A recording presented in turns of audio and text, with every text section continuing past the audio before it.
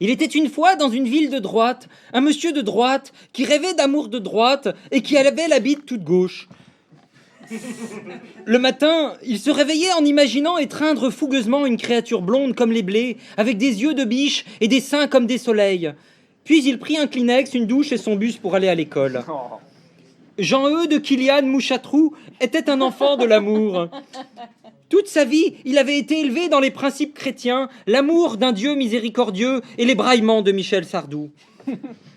Âgé d'à peine 19 ans, Jean-Eudes Kilian n'avait toujours pas connu ce temple solaire éternel de la fécondité universelle et réceptacle divin de toutes les transcendances menant à la communion spirituelle entre le très haut et le très au milieu, dont les pétales nacrés et roses luisants apaisent les chagrins par d'émouvantes frictions et nourrissent les énergies secrètes au travers d'une porte du bonheur intemporel pleuvant en félicité sur les pauvres pêcheurs et au bout duquel la vie naît et renaît indéfiniment, c'est-à-dire la chatte.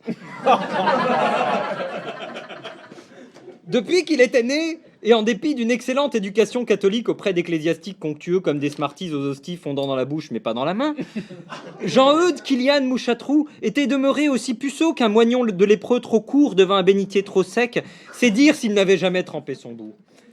Mais aujourd'hui, alors qu'il se rendait en autobus à la faculté de droit Éric Zemmour de Versailles pour son master en droit romain occidental de la propriété privée qui n'est pas à toi, sa vie allait basculer comme un enfant en bas âge sans ceinture dans une Twingo rencontrant un engin de chantier sur l'autoroute des vacances.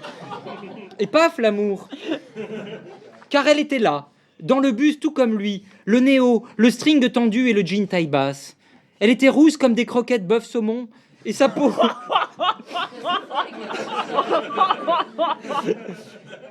Elle était rousse comme des croquettes bœuf saumon et sa peau avait ce teint diaphane qu'on ne trouve que dans les romans de Marc Lévy à la page 46, juste après le brun ténébreux au teint mat.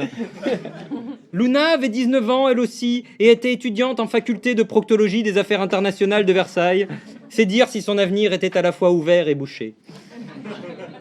Anne-Marie Charlotte Luna de Pochaneux rêvait elle aussi d'amour du matin au soir et du soir au matin, tantôt entre ses draps roses et tantôt sous la douche. Puis elle revissait le pommeau de douche et remerciait Dieu pour ce moment de grâce.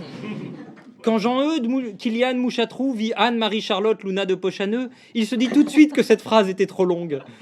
Et Anne-Marie Charlotte Luna de Pochaneux sourit, parce qu'elle aussi elle pensait que cette phrase était trop longue. Un peu à cause de leur nom, mais aussi à cause des efforts désespérés que faisait l'auteur pour ajouter du texte à cette histoire une avant-veille d'émission.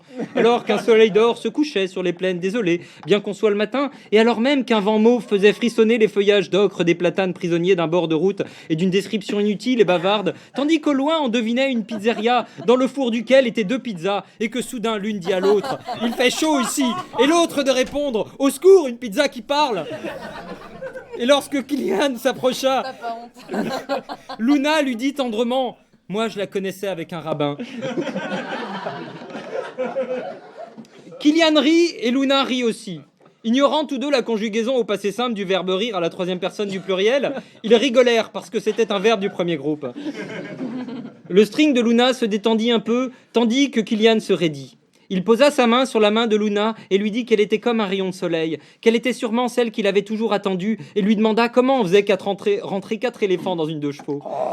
Luna, qui n'en savait rien, mais qui avait vu le spectacle d'un grand humoriste du Faubourg Bonnefoy, lui dit qu'elle la connaissait avec un rabbin, en se demandant si c'était pas un peu lourd cette histoire à la fin, mais tout s'enchaîna avec grâce au son de leur rire d'enfant dans l'autobus de l'amour.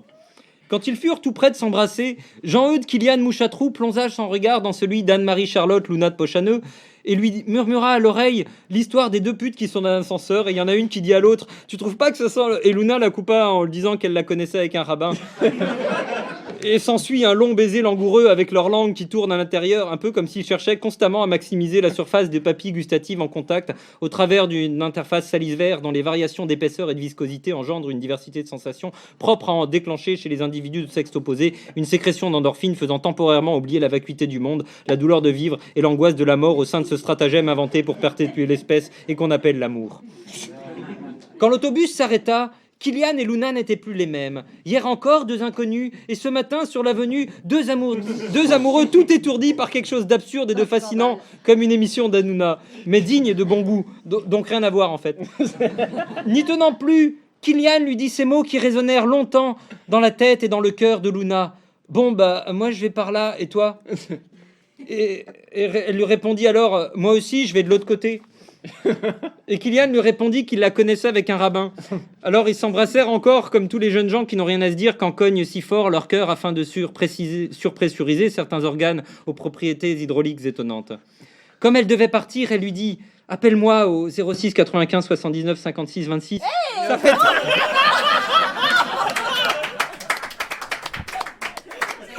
One point. Ça fait tellement longtemps que je n'ai pas... Moi non plus, lui répondit son poussin. Moi non plus, lui répondit son poussin qui n'avait rien de mauvais en lui. Et c'est ainsi que naquit l'amour entre Kylian et Luna. Bravo.